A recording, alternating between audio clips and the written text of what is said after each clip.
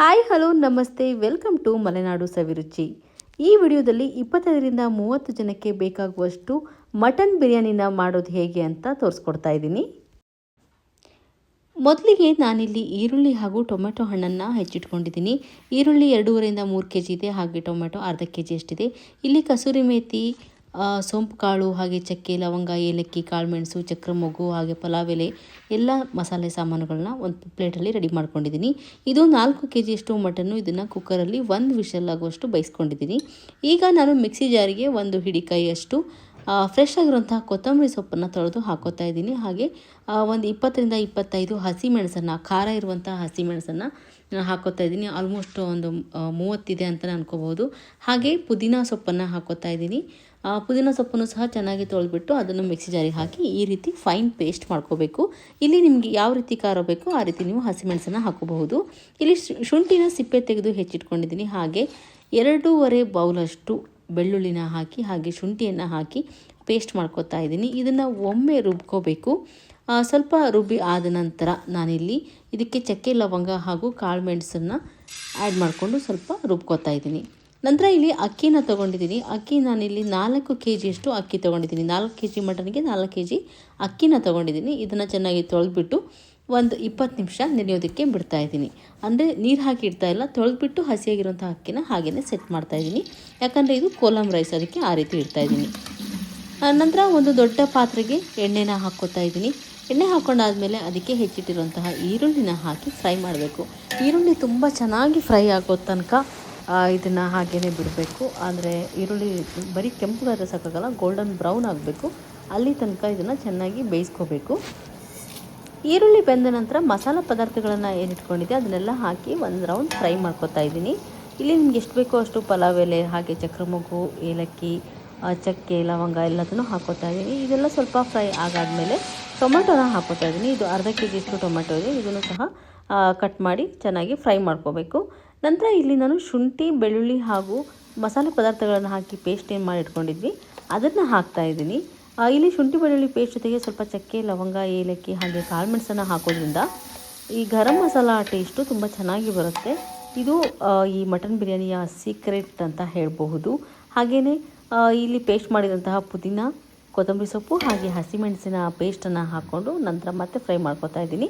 ಅರಿಶಿನ ಪುಡಿನ ಹಾಕ್ತಾ ಇದ್ದೀನಿ. ಇದು ಧನಿಯಾ ಪುಡಿ ನಿಮಗೆ ಮಸಾಲೆ ಜಾಸ್ತಿ ಬೇಕು ಅಂತಂದರೆ ಜಾಸ್ತಿ ಹಾಕೋಬಹುದು. ನಾನಿಲ್ಲಿ ಟೇಬಲ್ ಸ್ಪೂನಲ್ಲಿ 4 ಟೇಬಲ್ ಸ್ಪೂನಷ್ಟು ಧನಿಯಾ ಪುಡಿಯನ್ನು ಹಾಕೋತಾ ಇದ್ದೀನಿ.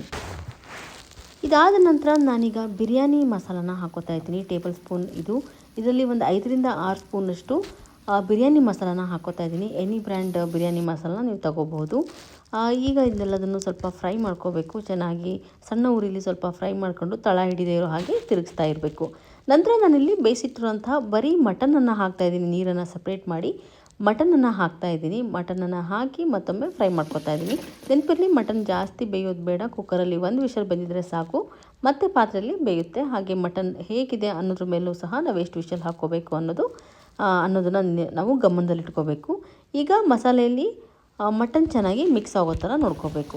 ಈಗ ಮಟನ್ ಸ್ವಲ್ಪ ಸಾಫ್ಟಾಗಿ ಬರಲಿ, ಚೆನ್ನಾಗಿ ಟೆಂಡರ್ ಆಗಿರಲಿ, ಜ್ಯೂಸಿ ಆಗಿರಲಿ ಅಂತ ಹೇಳಿ ನಾನು ಮೊಸರನ್ನು ಹಾಕೋತಾ ಇದ್ದೀನಿ. 1/4 ಲೀಟರಷ್ಟು ಮೊಸರನ್ನು, ಫ್ರೆಶ್ ಆಗಿರುತ್ತಾ ಮೊಸರನ್ನು ಹಾಕೋತಾ ಇದ್ದೀನಿ. ನಂತರ ಇದು ಖಾರ ಪುಡಿ 2ರಿಂದ 3 ಸ್ಪೂನಷ್ಟು ಖಾರ ಪುಡಿ. ಖಾರ ಹೇಗೆ ಬೇಕೋ ಹಾಗೆ ಹಾಕ್ಕೋಬಹುದು. ನಾನೀಗಾಗಲೇ ಹಸಿಮೆಣಸು ಹಾಕಿರೋದ್ರಿಂದ ಖಾರದ ಪುಡಿನ ಸ್ವಲ್ಪ ಕಡಿಮೆ ಹಾಕೋತಾ ಇದ್ದೀನಿ.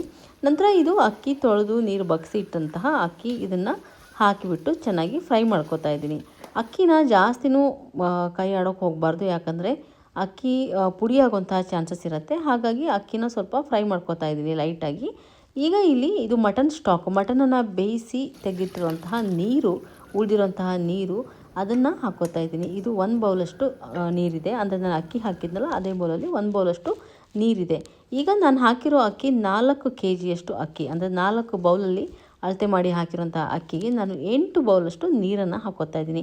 8ರಲ್ಲಿ 1 ಬೌಲು ಆಲ್ರೆಡಿ ನಾನು ಮಟನ್ ಸ್ಟಾಕನ್ನು ಹಾಕಿರೋದ್ರಿಂದ ಇಲ್ಲಿ ನಾನು 7 ಬೌಲು ನೀರನ್ನು ಹಾಕೋತಾ ಇದ್ದೀನಿ. ಹಾಗೆ 1 ಬೌಲು ಮಟನ್ ಬೇಯಿಸಿಟ್ಟಿರೋಂಥ ನೀರು. ಟೋಟಲಾಗಿ 8 ಬೌಲು ನೀರು 4 ಬೌಲ್ ರೈಸಿಗೆ ಹಾಕ್ತಾ ಇದ್ದೀನಿ. ಅಂದರೆ 1:2 ರೇಷಿಯೋದಲ್ಲಿ ಹಾಕೋಬೇಕು. ಈ ಹಂತದಲ್ಲಿ ನಾವು ರುಚಿಗೆ ತಕ್ಕಷ್ಟು ಉಪ್ಪನ್ನು ಅಡ್ಜಸ್ಟ್ ಮಾಡ್ಕೋಬೇಕು. ಹಾಗೆ ಇಲ್ಲಿ ನಿಂಬೆಹಣ್ಣನ್ನು ನಾನು ಹಿಂಡ್ತಾ ಇದ್ದೀನಿ. ಒಂದು 2-3 ದೊಡ್ಡ ನಿಂಬೆಹಣ್ಣಿದ್ರೆ 2 ಹಾಗೆ ಚಿಕ್ಕದಿದ್ದರೆ 3 ನಿಂಬೆಹಣ್ಣನ್ನು ಹಿಂಡ್ಕೋಬೇಕು. ನಿಂಬೆಹಣ್ಣನ್ನು ಹಿಂಡಿ ಆದ ನಂತರ ಇದಕ್ಕೆ 1 ಮುಷ್ಟಿಯಷ್ಟು ಕೊತ್ತಂಬರಿ ಸೊಪ್ಪು ಹಾಗೂ 1 ಮುಷ್ಟಿಯಷ್ಟು ಪುದೀನ ಸೊಪ್ಪನ್ನು ಸಣ್ಣದಾಗಿ ಹೆಚ್ಚಿ ಹಾಕೋತಾ ಇದ್ದೀನಿ. ಇದಾದ ನಂತರ ಇದನ್ನು ಬೇಯೋದಕ್ಕೆ ಬಿಡಬೇಕು. ಒಂದು ಕುದಿ ಬೇಯ್ತಾ ಇದೆ ಅಂದಾಗ ಒಂದು ಸಲ ಮಾತ್ರ ಈ ರೀತಿ ಕೈ ಆಡಿಸ್ಕೋಬೇಕು, ತಳ ಹಿಡಿದೇ ಇರೋ ರೀತಿ ಕೈ ಆಡಿಸ್ಬೇಕು. ಇಷ್ಟು 80% 90% ಬಂದಿದೆ ಅಂತ ಆದಮೇಲೆ, ನೀರು ಕಡಿಮೆ ಇದೆ ಅಂತ ಆದಮೇಲೆ ಇದನ್ನು ನಾವು ದಮ್ ಕಟ್ಕೋಬೇಕು. ದಮ್ ಕಟ್ಟೋದು ಹೇಗೆ ಅಂತಂದರೆ ಈ ರೀತಿ ನೀರೆಲ್ಲ ಕೆಳಗಡೆ ಹೋಗೋ ಥರ ಒಮ್ಮೆ ಕೈ ಆಡಿಸ್ಬಿಟ್ಟು ನಂತರ ಇದ್ರ ಮೇಲ್ಗಡೆ ತುಪ್ಪನ ಹಾಕಬೇಕು. ಬಿರಿಯಾನಿ ಮೇಲ್ಗಡೆ ಸಾಕಷ್ಟು ತುಪ್ಪನ ಹಾಕಿದ್ರೆ ಟೇಸ್ಟ್ ಚೆನ್ನಾಗಿರುತ್ತೆ. ಆಲ್ರೆಡಿ ಮಟನಲ್ಲೂ ತುಂಬ ಫ್ಯಾಟ್ ಇರೋದ್ರಿಂದ ತುಪ್ಪನ ನಾನು ಮೀಡಿಯಮಾಗಿ ಹಾಕಿದ್ದೀನಿ. ಒಂದು 100 ಗ್ರಾಮಷ್ಟು ತುಪ್ಪನ ಬಳಸ್ಕೊಂಡಿದ್ದೀನಿ ಇಲ್ಲಿ.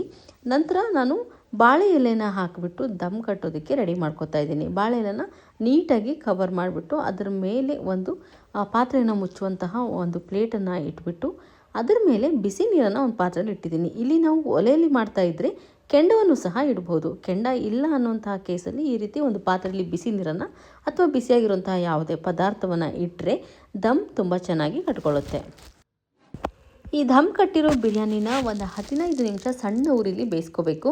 ಅದಾದ ನಂತರ ಗ್ಯಾಸ್ ಆಫ್ ಮಾಡಿಬಿಟ್ಟು ಮತ್ತೆ 15 ನಿಮಿಷ ಬಿಟ್ಟು ತಣ್ಣಗಾದ ಮೇಲೆ ಈ ರೀತಿ ಮುಚ್ಚಳನ ತೆಗೆದು ನೋಡಿದ್ರೆ ಬಿರಿಯಾನಿ ಸೂಪರಾಗಿರುವಂತಹ ಟೇಸ್ಟಿಯಾಗಿರುವಂತಹ ಮಟನ್ ಬಿರಿಯಾನಿ ತಿನ್ನೋದಕ್ಕೆ ರೆಡಿಯಾಗಿದೆ.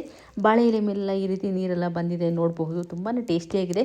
ಪ್ರತಿ ಅಗಳು ಸಹ ತುಂಬ ಚೆನ್ನಾಗಿ ಬೆಂದಿರುತ್ತೆ. ಈ ರೀತಿ ಮಾಡೋದ್ರಿಂದ ಕೆಳಗೆ ಮೇಲೆ ಎಲ್ಲ ಅಕ್ಕಿ ಚೆನ್ನಾಗಿ ಬೆಂದು ಮಟನಿನ ಫ್ಲೇವರ್ ಬಿಟ್ಕೊಂಡಿರುತ್ತೆ. ಮಟನ್ ಬಿರಿಯಾನಿನ ಮಾಡೋದು ಹೇಗೆ ಅಂತ ನೋಡಿದರೆ ಇದನ್ನು 25-30 ಜನ ಆರಾಮಾಗಿ ತಿನ್ಬೋದು.